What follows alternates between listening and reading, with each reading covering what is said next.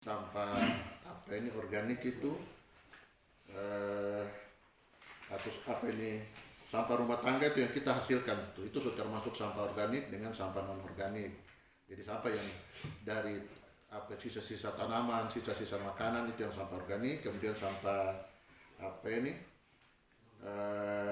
non organik itu yang plastik dan lain-lain. Kemudian yang kedua sampah sejenis rumah tangga itu sampah yang memang hampir sama dengan sampah di rumah tangga yang kita dari kita punya rumah, tapi bukan dihasilkan dari kita punya rumah, itu dihasilkan dari apa ini pasar, kemudian rumah makan, kemudian pertokoan, pabrik dan lain-lain, terminal, fasilitas-fasilitas umum, itu sampah yang berasal dari situ. Jadi sampah sejenis tapi bukan dari sampah, dia sampah yang sejenis dengan sampah rumah tangga. Jadi kayak di pasar kan nanti mama punya sisa-sisa potong sayur, sisa-sisa yang sudah tidak itu kan pasti tinggal di situ. Nah itu yang jadi dong bilang apa, sampah sejenis tapi bukan dari rumah tangga, tapi dia berasal dari fasilitas umum, pasar, terminal dan lain-lain. Nah kemudian yang ketiga itu sampah spesifik, ini sampah khusus. Jadi kayak macam apa ini dari rumah sakit punya Pak Kadis, sampah-sampah hasil apa ini penanganan medis, alat suntik, kemudian sisa operasi, pecahan-pecahan, kemudian yang lain-lain itu tidak boleh dibuang bersamaan dengan sampah-sampah yang lain. Itu harus pisahkan sendiri.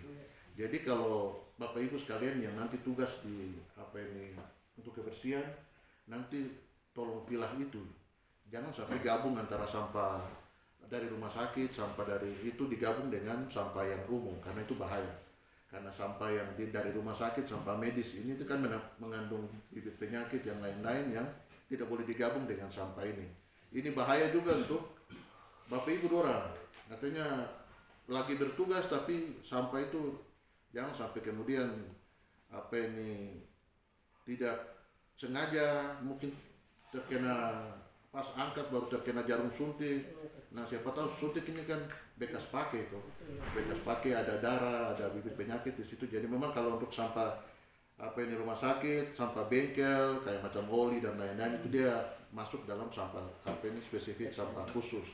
Jadi ditangani secara khusus, tidak bisa digabung dengan sampah-sampah yang lain.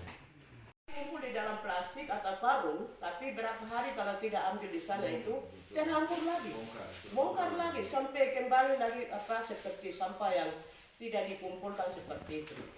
Itu jadi mengenai itu nanti kami sendiri di sini kita nanti boleh kalau kepala dinas kalau bisa kita rapat satu banyak semua karyawan serta ketua lapangan dan juga mereka yang kerja di TPA.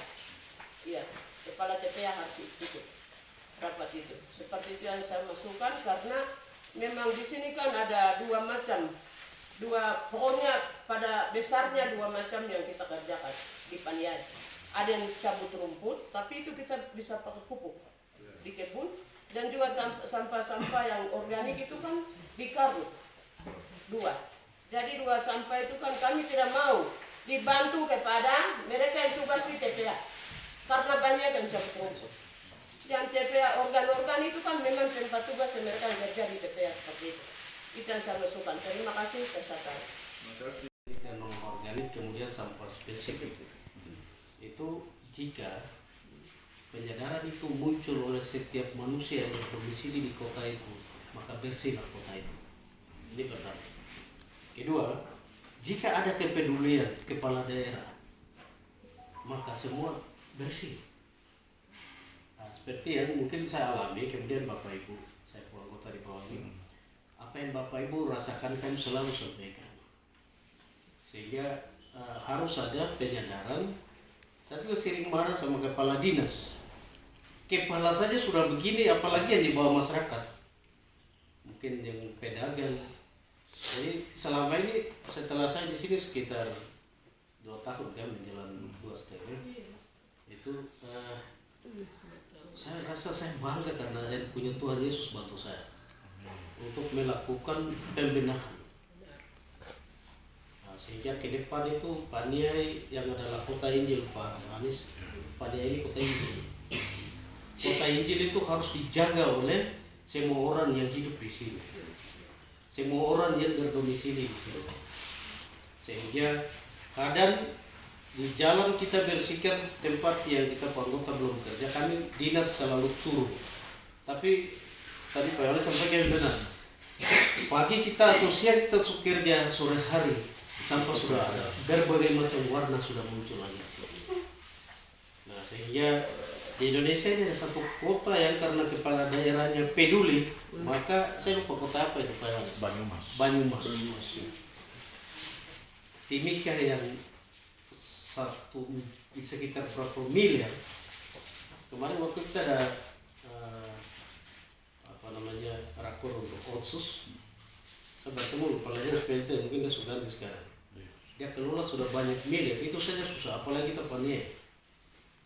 Sehingga kata kunci tadi, jika orang yang berhuni itu ada rasa penyadaran, maka kita rasakan kebersihan itu muncul dari pribadi.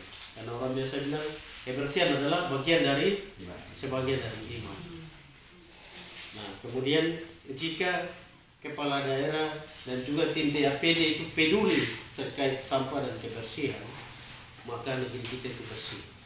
Mungkin saya singkat saja seperti itu. Selamat siang, terima kasih.